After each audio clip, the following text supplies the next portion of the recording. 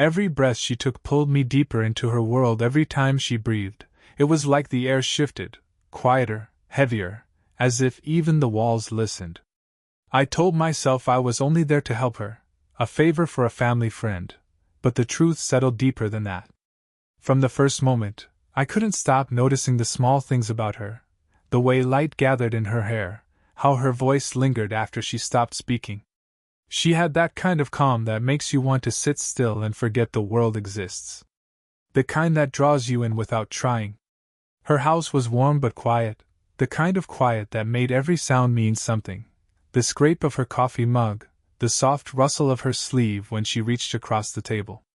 She looked at me once, just briefly, and I forgot what I was saying. Her eyes weren't sharp, they were tired, like someone who'd learned to hide too much. And still, when she smiled, it wasn't polite. It was real, small, unguarded. I caught myself staring longer than I should have. "Are you always this quiet?" she asked, pouring tea without looking up. "Only when I shouldn't be," I said before realizing how it sounded. Her hand paused midair, just a second, then continued steady, as if the moment hadn't slipped between us. But it had. The air felt heavier now, closer. The sunlight caught on her wrist as she handed me the cup. No rings. No watch. Just soft, pale skin and a faint tremor in her fingers, like she was remembering something too. I wanted to ask about it, about her, but words felt clumsy. So I said nothing. She did too. And that silence between us grew into something I couldn't name. I remember her sitting across from me, her chin resting on one hand, studying me like she was trying to read something hidden behind my eyes. It wasn't flirtation, it was curiosity. Careful, quiet curiosity. And it scared me how much I wanted her to keep looking. The sound of rain started outside, light at first. She stood, walked to the window, and for a moment, I only saw the outline of her back, her shoulders, the way she tucked a strand of hair behind her ear. There was grace in her stillness, and loneliness too. I wanted to ask her what she was thinking. Instead, I said, "Do you like the rain?" She turned slightly, her voice low. "Only when I don't have to be in it." Then she smiled again, softer this time.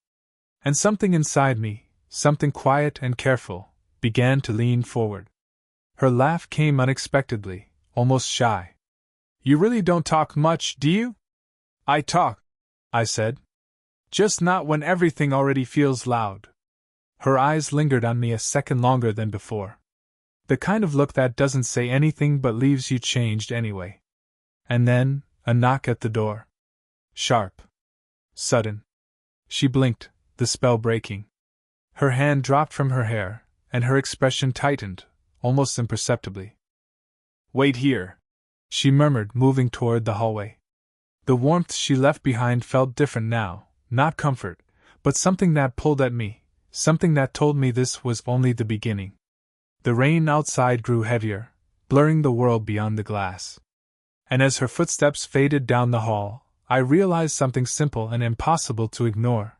I didn't just want to know who was at the door. I wanted to know everything about her. To be continued, the knock on the door had ended something, or maybe started it. When she came back, her expression had changed. Softer around the eyes, but distant too. "It was just a neighbor," she said, setting her phone down on the counter. But her voice didn't sound like she cared much about the neighbor.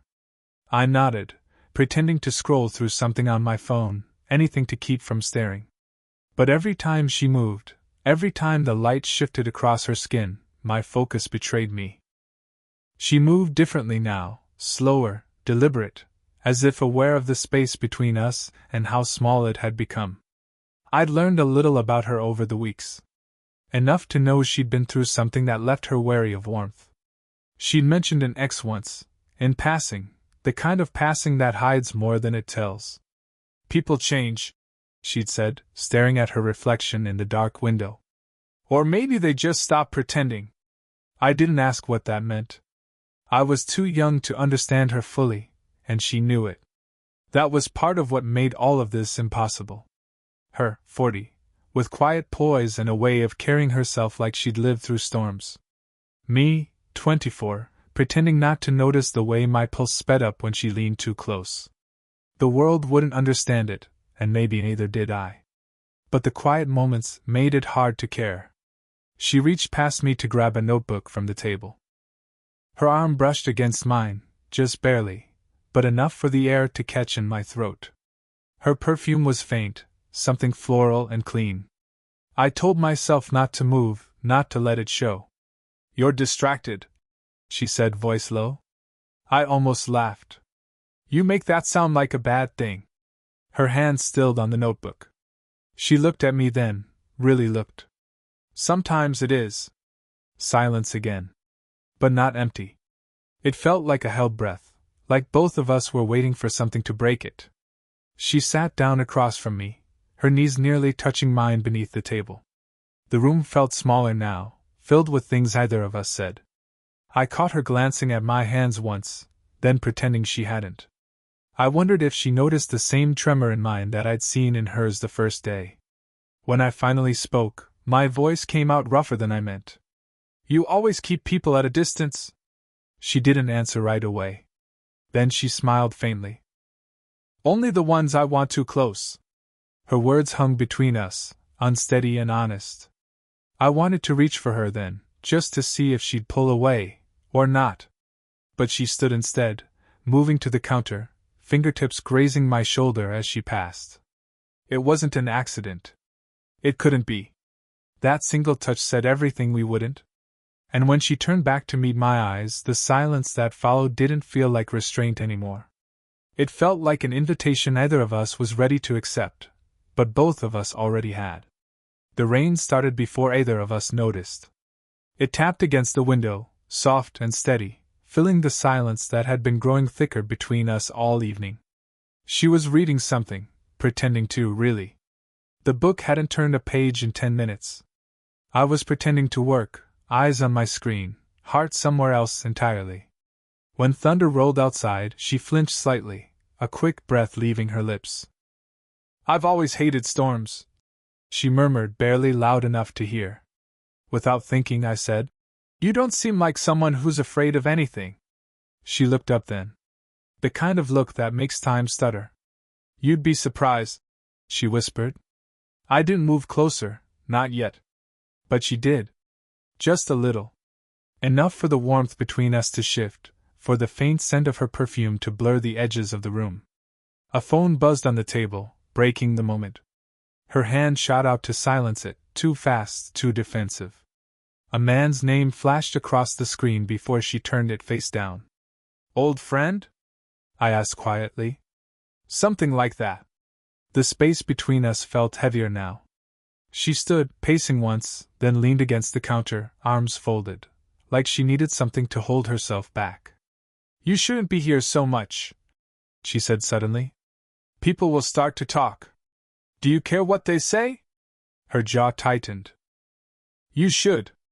She turned away, but I saw the tremor in her shoulders, the tiny betrayal of her composure. I took a step forward, just one. The distance shrank, the air shifted again. "I'm not a kid," I said softly. "I know that." Her eyes met mine then, and stayed there. Everything unsaid flooded between us in that gaze, the wanting, the fear, the guilt neither of us knew what to do with. A drop of rain slid down the glass, and for a strange, suspended second, I wanted to be that close, to follow that same slow path. She didn't back away when I reached for the book on the table, fingers brushing hers by accident. Or maybe not. Her breath caught. Mine did too. The power flickered, plunging the room into half-darkness. Only the faint streetlight from outside painted her in silver. Her voice broke the quiet, low and uneven. "This can't happen." But she didn't step back. We stood there, close enough that her heartbeat might have matched mine, that if I leaned in, even slightly, the space between us would disappear. And then, before either of us could move, a sharp knock at the door shattered it all. She froze. I did too. Her eyes met mine again, wide, frightened, full of something neither of us could hide anymore. The knock came again, louder this time. Don't, she started, barely above a whisper. But it was already too late. I was moving toward the door. And in that one step, everything between us changed.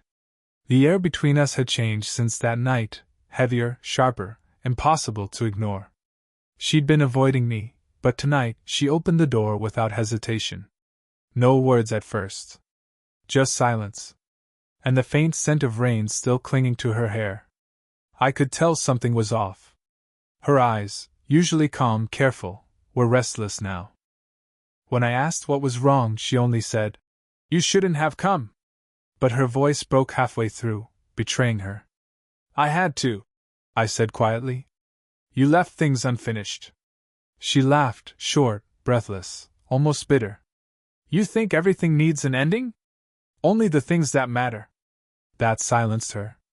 She turned away, walking toward the window. The dim evening light painted her in half-shadow, tracing the edge of her shoulder, the curve of her neck. "You don't understand," she said finally. "People talk. They'll never see you the same. I don't care what they see." Her hands trembled as she adjusted the curtain. "I do." I stepped closer. Not enough to touch, but enough for her to feel my presence behind her. "Then stop pretending you don't feel it too." Her breath caught, soft, sharp, unsteady. When she turned, the space between us disappeared. Her gaze met mine, defiant then vulnerable. "You don't know what you're asking for." "I think I do." My hand lifted almost on its own, brushing a strand of hair from her face. She didn't move. Didn't even blink. Just watched me with that same unbearable stillness. The air was thick, with everything we hadn't said, everything we shouldn't. She whispered, "You're too young to understand what this ruins." "Maybe," I murmured, leaning closer. "But I know what it feels like to lose something before it begins." Something in her broke then. The tension snapped, soft but final. Her hand found mine, small, hesitant, trembling, but she didn't pull away. "You have no idea what you're doing to me," she said, voice barely there. "Then tell me to leave." Her eyes darted to my lips, then back to my eyes. She didn't say a word. Outside, thunder rumbled again, the same sound that started all of this. She took a slow step closer. The warmth of her body brushed mine, and my heart stuttered, hard and uneven. Her voice was a whisper near my ear. "If this happens, there's no going back. I'm not sure I want to." For a second, the world narrowed to the sound of our breathing, shallow, uneven, shared. Her fingers trailed up my arm, stopping just below my collar. I could feel the weight of her hesitation, the pull of her restraint, the breaking point trembling right between us. And just as her lips parted, her phone buzzed again. The sound sliced through the moment. She stepped back, pulse racing, eyes wide. But this time I didn't. "Answer it," I said quietly. She didn't move. Didn't even reach for it. Just stared at me, caught between fear and something far more dangerous. And then, finally, she whispered, "I can't." The phone kept ringing. Neither of us moved. The silence after that phone call was worse than the ringing itself. She didn't move for a long time, just stood there, arms folded tight, as if holding herself together. When I finally spoke, my voice sounded rougher than I meant it to. "Who was it?" She didn't answer right away. Instead, she exhaled, slow, shaky, the kind of breath that feels like surrender. Then, almost in a whisper, "My ex-husband." I blinked, caught off guard. "I thought he still calls," she said quickly, cutting me off. "When he drinks. When he remembers things he shouldn't." The words hit harder than I expected. Not because of who he was, but because of what it meant. That there was still a part of her world I didn't belong in. She walked past me, brushing my shoulder. The faintest contact, but it burned like a confession.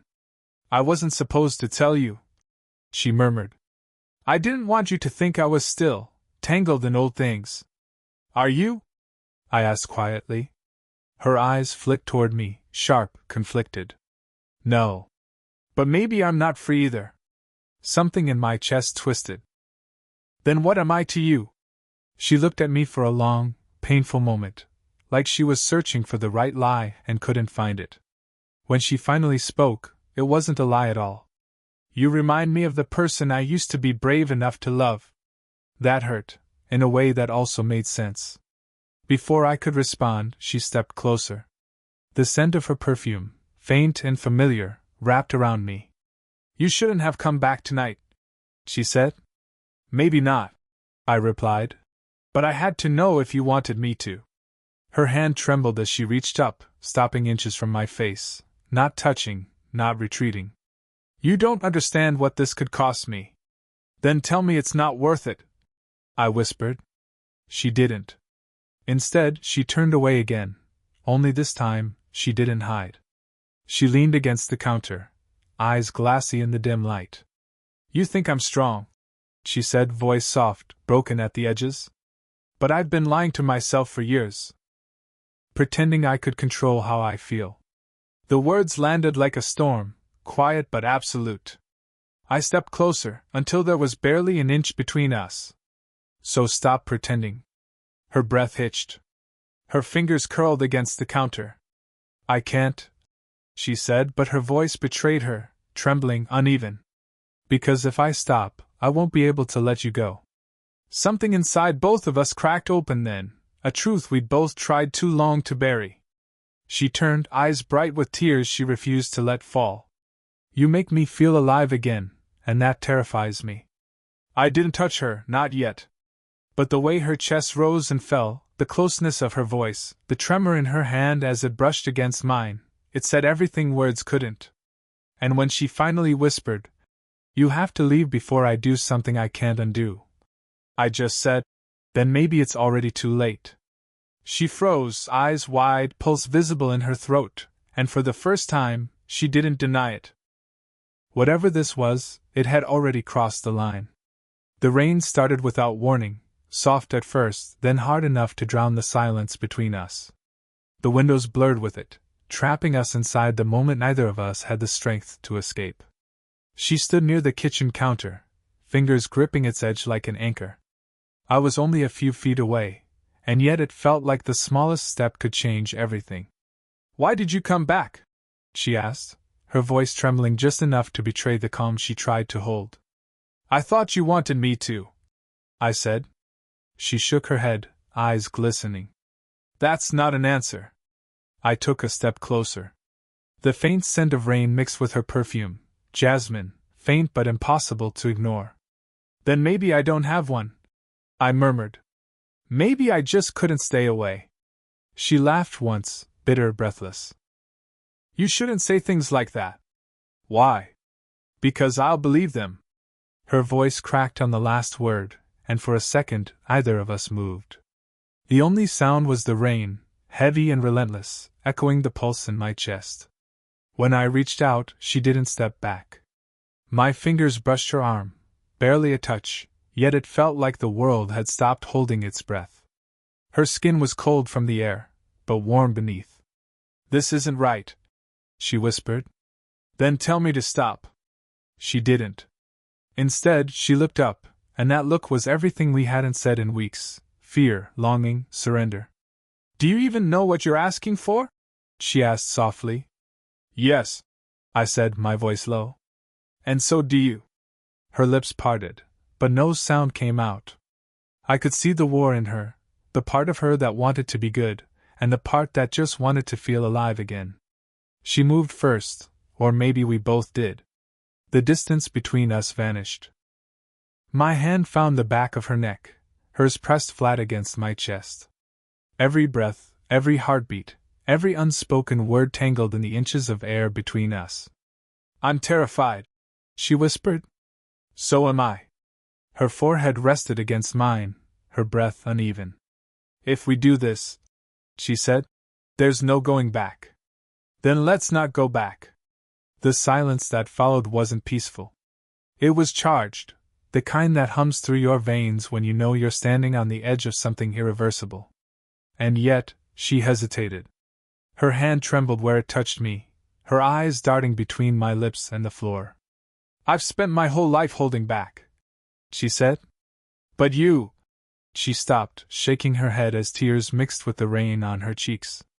You make me forget who I'm supposed to be. I leaned in, close enough to feel her next breath. Then remember this instead. She looked up. And for the first time, she didn't resist. Her hand slipped into mine. No words. No promises. Just quiet understanding. Whatever line we'd been afraid to cross, it was already gone. In that moment, everything made sense, the distance, the silence, the fear. It wasn't about right or wrong anymore. It was about finally being seen, and choosing not to look away. Morning came slow, pale light spilling across the floor, touching everything that had survived the night. The rain had stopped, but its scent lingered in the air, fresh and quiet, like the world had exhaled after holding its breath too long. She sat by the window, her hair still damp, wearing the same oversized sweater she'd wrapped around herself hours ago. Her coffee sat untouched, steam rising lazily between us. I stood behind her, unsure if the silence meant peace or distance. When she finally spoke, her voice was softer than I'd ever heard it. I thought I'd wake up and regret this. I swallowed. Do you?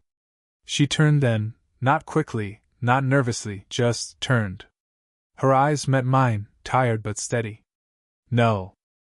I don't. Something inside me loosened at those words. The fear, the uncertainty, the need to explain, all of it faded. I moved closer, and she didn't look away. You know people won't understand, I said quietly. People never do, she replied, a faint smile ghosting across her lips. But that's their story, not ours. I sat beside her, close enough for my arm to brush against hers. For a long moment, we just sat like that, not talking, not pretending we had answers. The morning light caught the curve of her cheek, the fine lines near her eyes, the years that made her who she was. I'd never seen anything so beautiful. I spent so long being careful, she said after a while. Careful not to get hurt. Not to want too much. Not to let anyone close. I reached for her hand. You don't have to be careful with me. Her fingers hesitated before curling around mine, a small, trembling motion that felt louder than any confession. It scares me how much I believe that, she whispered. I smiled. Good. It scares me too. For the first time, she laughed, not the quiet, guarded one she gave the world, but a real one. It filled the room, soft and full and alive. And maybe that was it, the truth neither of us could deny anymore. We weren't perfect. We weren't supposed to be. But somehow, in the mess of everything that could have gone wrong, we'd found something that felt right. I leaned in, brushed a strand of hair from her face, and kissed her forehead, not out of impulse, but out of understanding. Her eyes closed, her hand tightened around mine. Whatever happens next, she said, don't disappear. I won't, I promised. Not this time. The morning light grew warmer. The world outside went on as if nothing had changed, but everything had. We sat there, two people who had broken all their own rules, and for once neither of us was running. Just breathing. Just there. Just together. And maybe that was enough.